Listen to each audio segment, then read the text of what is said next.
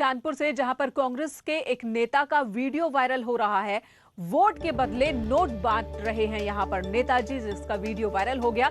हालांकि कांग्रेस उम्मीदवार कृपाशंकर की इस तस्वीर को देखकर आप अंदाजा लगा लेंगे कि कांग्रेस उम्मीदवार कृपाशंकर किस तरह से बहुत शातिराना अंदाज से अपनी जेब से नोट निकालकर वोटर्स को दे रहे हैं। उन्हें इस बात का अंदाजा शायद नहीं रहा होगा कि उनका वीडियो बन चुका है। बड़ी सफाई से वोटर को उन्होंने नोट दिए। नोट बांटने का वीडियो अब वायरल हो चुका है। घाटमपुर सीट से कांग्रेस उम्मीदवार हैं कृपाशंकर। कानपुर के घाटमपुर सीट पर कांग्रेस उम्मीदवार डॉक्टर कृपाशंकर का नोट बांटते वीडियो सोशल मीडिया पर वायरल हो रहा है। वायरल वीडियो जनसंपर्क के दौरान का है, जहां कांग्रेस उम्मीदवार डॉक्टर कृपाशंकर एक वोटर को जेब से नोट निकाल कर देते दिख रहे हैं। तस्वीरों में आप साफ तौर पर देख सकते हैं कैसे बड़ी सफाई से नेताजी वोटर को पैसे दे रहे हैं। इस करतूत के दौरान वहां पर कांग्रेस के 2 दिग्गज नेता भी मौजूद थे। वीडियो वायरल होने के बाद कांग्रेस उम्मीदवार की साख पर सवाल उठ रहे हैं। चारों तरफ पार्टी की किरकिरी हो रही है। बीजेपी के नेताओं ने चुनाव आयोग से मामले का संज्ञान लेने की मांग की। देखना होगा चुनाव आयोग न्यूज 18 की खबर का संज्ञान लेकर कांग्रेस उम्मीदवार के खिलाफ क्या कार्रवाई करता है। यूपी में 7 सीटों पर उपचुनाव के लिए 3 नवंबर को वोटिंग होगी। बलिया से बड़ी खबर, जहां पर बलिया कांड का नया वीडियो वायरल हो रहा है। मुख्य आरोपी धीरेन्द्र सिंह का ये वीडियो है। धीरेन्द्र सिंह को पीटने का वीडियो वायरल हो रहा है। पुलिस वाले धीरेन्द्र को पीट रहे हैं। ये वीडियो वारदात के पहले का बताया जा रहा है। धीरेन्द्र पर जयप्रकाश नाम के शख्स को गोली मारने का आरोप है। 18 अक्टूबर को धीरेन्द्र को गिरफ्तार कर लिया गया था। धीरेन्द्र सिंह यही वो शख्स है जिसने खुलेआम फायरिंग की थी और एक शख्स की जान ले ली थी। और अब देखिए एक नया वीडियो सामने आ रहा है जिसमें धीरेन्द्र को पुलिस वाले पीट रहे हैं। बताया ये जा रहा है कि ये वीडियो हत्याकांड के पहले का वीडियो है। धीरेन्द्र ने जब गोली चलाई थी उससे पहले का ये वीडियो बताया जा रहा है। आखिर पुलिस वाले क्यों पीट रहे हैं धीरेन्द्र को, ये अभी साफ नहीं हो पाया है। लेकिन एक बड़ा विवाद वहां पर हुआ था। कोटे की दुकान को लेकर के वहां पर बवाल मचा था और इसी बीच बवाल के बीच ही धीरेन्द्र ने गोली चलाई थी और एक शख्स की जान ले ली थी। उसकी गिरफ्तारी हो चुकी है। लेकिन अब ये वीडियो आने के बाद कई और सवाल खड़े हो गए हैं। सुरेंद्र सिंह बीजेपी सांसद, वो पहले ही बीजेपी नेता, वो पहले ही धीरेन्द्र के पक्ष में लगातार बयानबाजी करते रहे हैं। मनीष इस वक्त हमारे सहयोगी हमारे साथ जुड़ चुके हैं। मनीष, ये वीडियो एग्जैक्टली किस वक्त का है? क्या गोली चलने से पहले का है या उसके बाद का है? मैं इनका बता दें कि घटना वाले दिन का ही वीडियो है और घटना के बाद का वीडियो है। जब बवाल शुरू हुआ, जब फायरिंग हो गई है, उसके बाद का वीडियो बताया जा रहा है। क्योंकि इस वीडियो में आरोपी धीरेन्द्र सिंह को पुलिसकर्मी घेरे नजर आ रहे हैं, उसे पकड़ते नजर आ रहे हैं, उसे डंडों से पीटते नजर आ रहे हैं। घटना के बाद का ये वीडियो बताया जा रहा है जो वायरल हो रहा है। जी इनका मनीष, लेकिन सवाल है कि घटना के बाद पुलिस ने धीरेन्द्र को पकड़ लिया था। इस वीडियो में भी दिख रहा है कि धीरेन्द्र को पुलिस वाले पीट रहे हैं, फिर भी धीरेन्द्र भाग निकला था। इस पिटाई का क्या मतलब निकाला जाए? जी मेनका बिल्कुल सही बात है। जिस दिन ये घटना हुई थी उस दिन ही लाइव न्यूज 18 ने एक्सक्लूसिव खबरें चलाई थी। उस विजुअल में भी अब पुलिसकर्मी उसको पकड़े हुए और गिरफ्तार किए हुए नजर आ रहे थे। लेकिन उसके बाद जैसा कि पुलिस अधिकारियों का कहना था कि घटना के बाद वो पुलिसकर्मियों को चकमा देकर फरार हो गया था। आज जो नया वीडियो वायरल हो रहा है उसमें भी बिल्कुल साफ साफ नजर आ रहा है कि घटना के बाद मुख्य आरोपी धीरेन्द्र को पुलिसकर्मियों ने पकड़ लिया था और पकड़ने के बाद उसकी पिटाई भी की थी। चारों तरफ से पुलिसकर्मियों ने उसे घेर भी रखा था। जी मनीष रोकेंगे इस वक्त। आपको बहुत बहुत धन्यवाद पूरी जानकारी देने के लिए। स्थानीय पुलिस पर सवाल भी उठ रहे थे कि स्थानीय पुलिस ने ही कुछ ऐसा उस वक्त ऐसे हालात बना दिए कि धीरेन्द्र भाग निकलने में कामयाब रहा था। और इन तस्वीरों को देखकर भी कुछ ऐसा ही लग रहा है कि आखिर जिस शख्स ने गोली चलाई, जिसने एक की जान ले ली, पुलिस की मौजूदगी में, इतनी बड़ी भीड़ की मौजूदगी में उसे गिरफ्तार कर सीधे थाने लेकर जाना चाहिए था। तो यहाँ ये क्या हो रहा था? अगली खबर, बड़ी खबर आ रही है। खालिस्तानी आतंकवादियों की एक बड़ी साजिश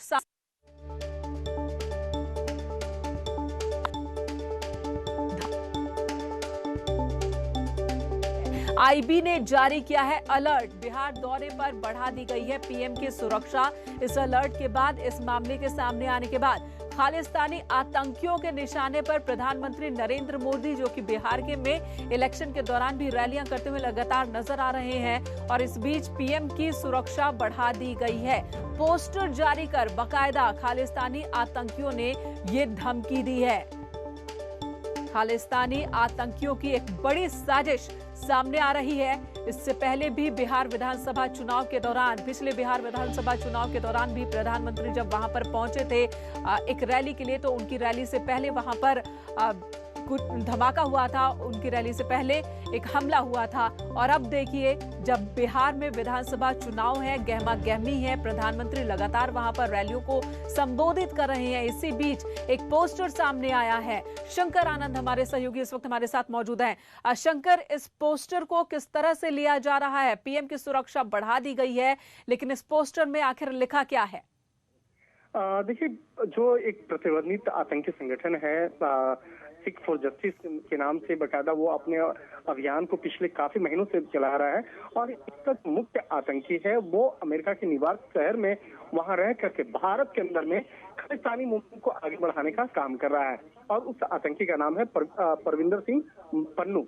तो पन्नू का जो काम है वो भारत के अंदर में खालिस्तानी आतंकियों को और ज्यादा बढ़ाना, और इस मामले को लेकर अलग अलग तरीके से वो बीच में कभी इनाम की घोषणा और ये करता रहता है। 15 अगस्त के वक्त में भी वहां पर एक इस तरह का ही ऐलान किया था कि अगर कोई काला झंडा फहराएगा या भारतीय तिरंगे झंडे को अगर उसको नहीं फहराने के लिए वहां पर अगर कोई रोकता है तो उसमें उसको इनाम दिया जाएगा। तो ऐसा ही मामला इस वक्त में भी देखने आ रहा है। भारतीय प्रधानमंत्री नरेंद्र मोदी के खिलाफ जो कुछ गलत हरकत करने वाले को या उन पर हमला करने वाले को या उनके खिलाफ अशोभनीय हरकत करने वाले को बाकायदा इनाम की घोषणा किया गया है।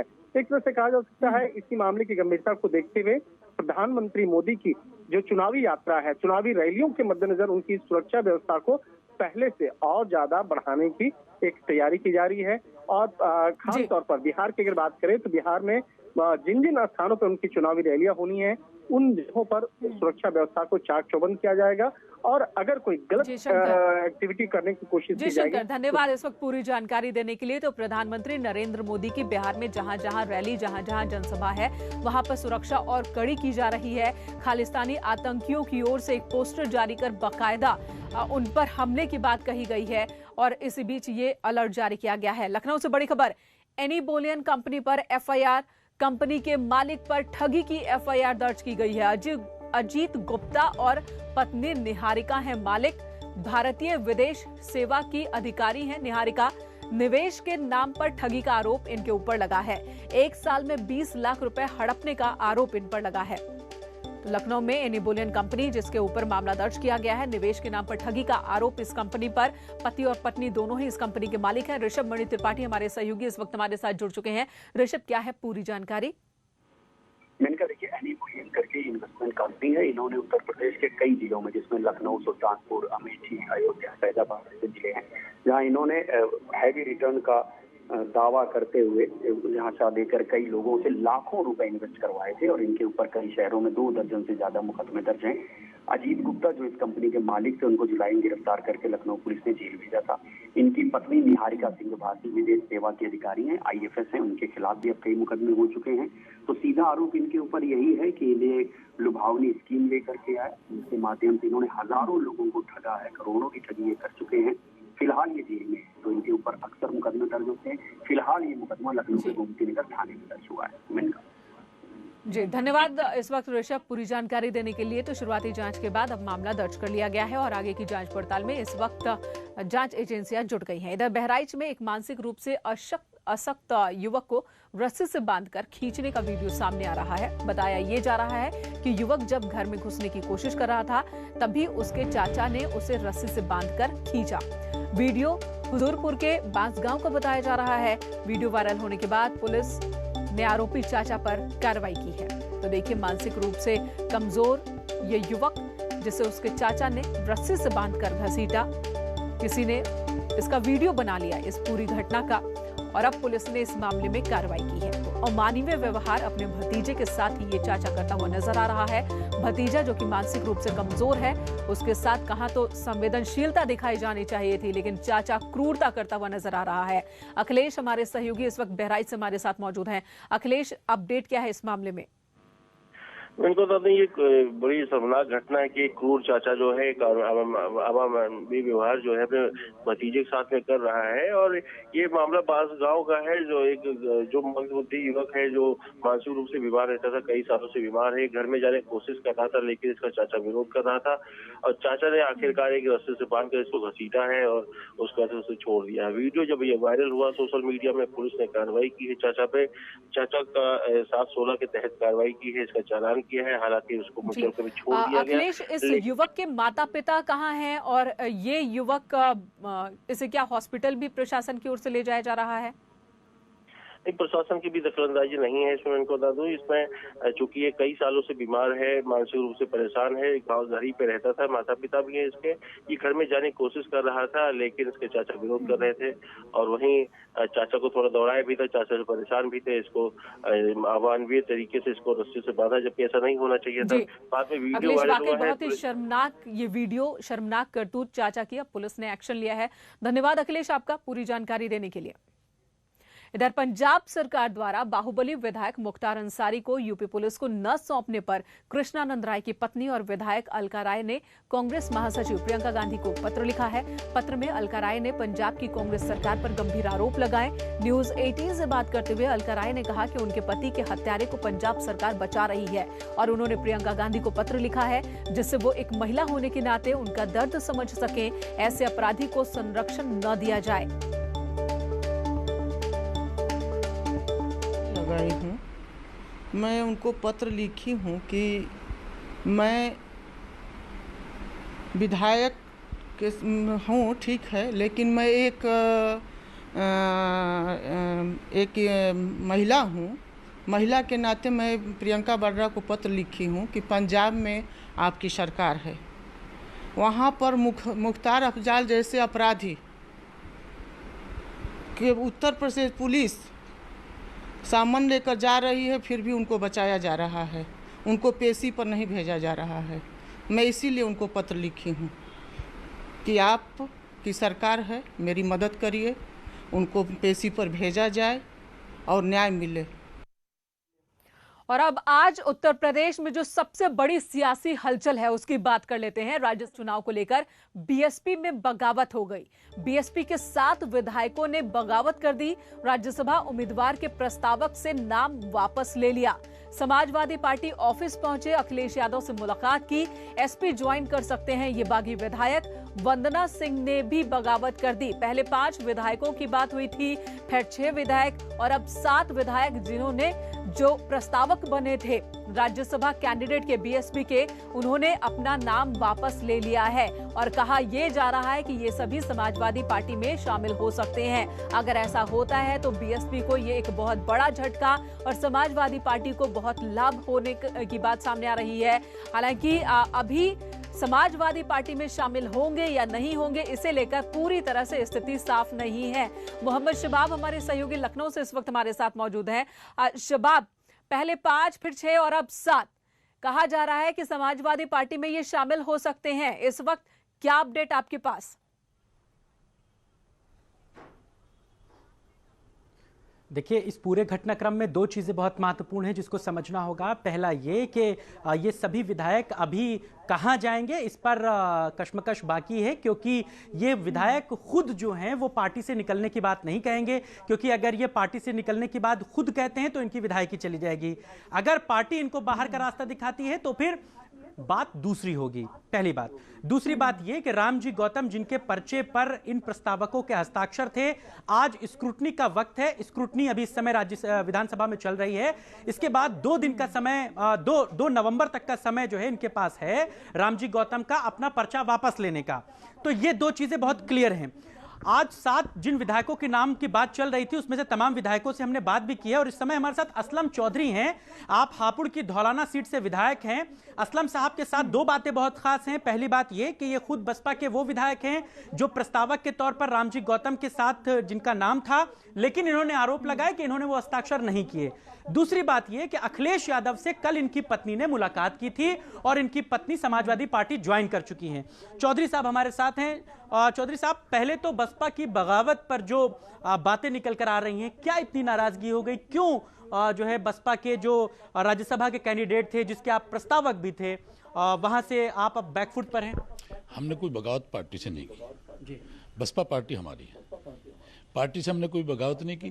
पार्टी में कुछ लोगों ने षड्यंत्र करके जो ये राजनीति चली है, बीजेपी की गोद में बैठ के रामजी गौतम का जो पर्चा इन्होंने भरवाया है, हमारे 14-15 विधायक हैं। 14-15 विधायक पे तो हम राज्यसभा बनते नहीं, और उसके बावजूद जब नॉमिनेशन करने जाते हैं तो प्रस्तावक साथ जाते हैं।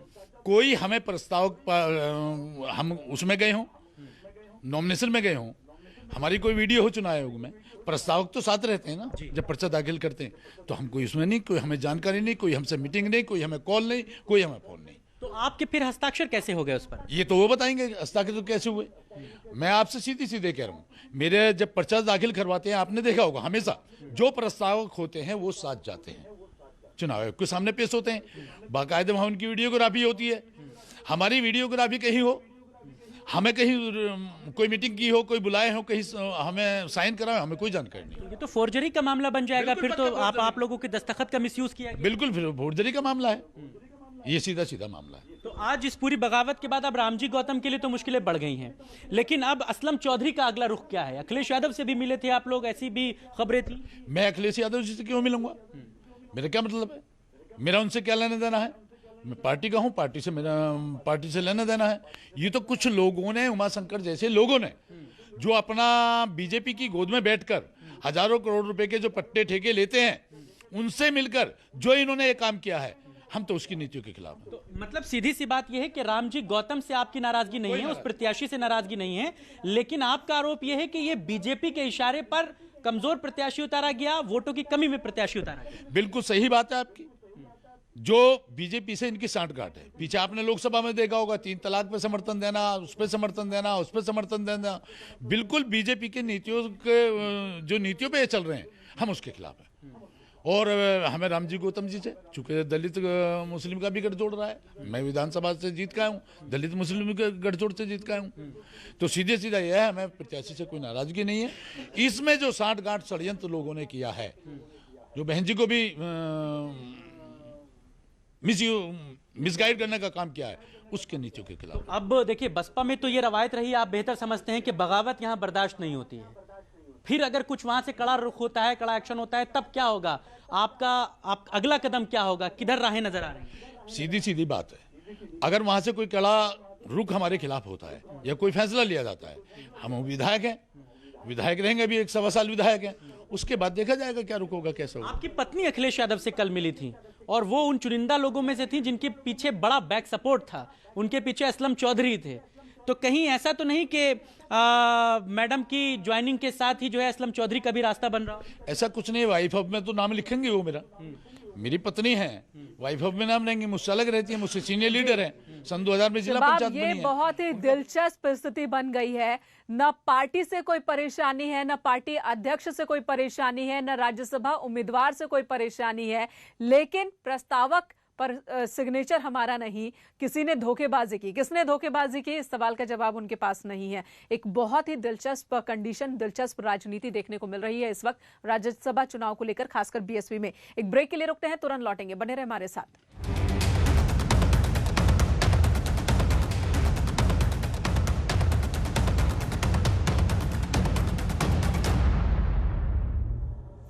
उत्तराखंड के मुख्यमंत्री त्रिवेंद्र सिंह रावत से जुड़े मामले में हाईकोर्ट के आदेश के बाद सीबीआई जांच का मामला अब सुप्रीम कोर्ट पहुंच चुका है। त्रिवेंद्र सिंह रावत ने हाईकोर्ट के फैसले को सुप्रीम कोर्ट में चुनौती दी है। दरअसल उत्तराखंड हाईकोर्ट ने मंगलवार को सीएम त्रिवेंद्र सिंह रावत से जुड़े एक मामले में सीबीआई जांच के आदेश दिए थे और कहा था कि 2 दिन के भीतर रिपोर्ट दर्ज कर मामले की जांच शुरू की जाए। आपको बता दें, एक शिकायतकर्ता ने फेसबुक पोस्ट पर एक पति पत्नी को सीएम का रिश्तेदार बताया था और ये आरोप लगाया था कि जब त्रिवेंद्र सिंह रावत झारखंड में बीजेपी प्रभारी थे तो उन्होंने एक शख्स से काम करने के एवज में पैसे लिए और वो पैसे इन पति पत्नी के अकाउंट में जमा किए गए थे। और इसी शिकायत के आधार पर हाईकोर्ट ने अब सीबीआई जांच की बात कही है, आदेश दिया है। हालांकि देहरादून पुलिस ने अपनी जांच में इन आरोपों को खारिज कर दिया था।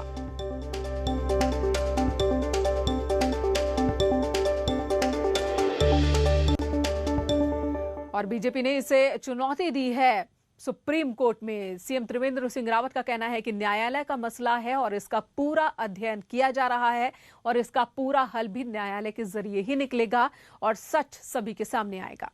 मसला है और मैं समझता हूं कि न्यायिक दृष्टि से ही उसमें काम किया जाएगा और जो चीजें होंगी वो सब स्पष्ट हो जाएंगी। तो सुप्रीम कोर्ट पहुंच चुकी है BJP, CM Trivendra Singh Rawat supreme court पहुंच चुके हैं और इसी बीच कांग्रेस और आम आदमी पार्टी लगातार सरकार पर हमला कर रहे हैं। फिलहाल इस वक्त बुलेटिन में इतना ही। ब्रेक के बाद भी खबरों का सिलसिला जारी है।